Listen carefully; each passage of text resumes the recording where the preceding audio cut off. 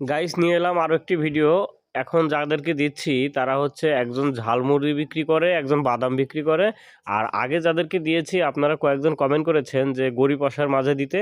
তা আসলে চকচকে জামা কাপড় থাকলেই আসলে তারা বড়লোক হয় না। কিছু মানুষ আছে যে অনেক টাকা পয়সার অভাব কিন্তু কারো কাছে চাইতেও পারে না। আর গরিব মানুষ যারা, তারা তো যে কোনো মানুষের চাইতে পারে।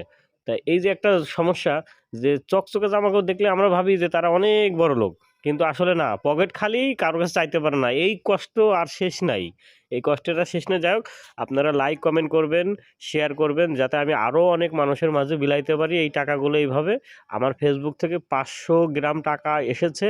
তো চাইবো আপনারা যদি আরও লাইক কমেন্ট করেন তাহলে আরও আসবে।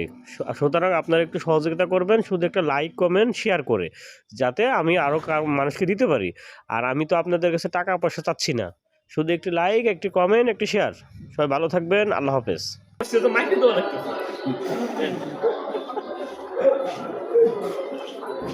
এবার কাছে আসো সবাই একটা আদা তালি দেন, সবাই একটা আদা তালি দেন জোরে করে।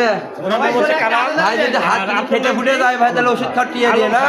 ওনার নাম হচ্ছে আলম ঠিক খান। আছে। আপনারা ভিডিওটি যদি ভালো লাগে বুঝলেন অবশ্যই কিন্তু একটি বড় লাইক ভাই। কমেন্ট করবেন। সবাই ভালো থাকবেন, আল্লাহ হাফেজ। ভাই ভাইরাল হাতে করে করে সাথে দিয়ে দিন ভাই থাকবেন। ওষুধ।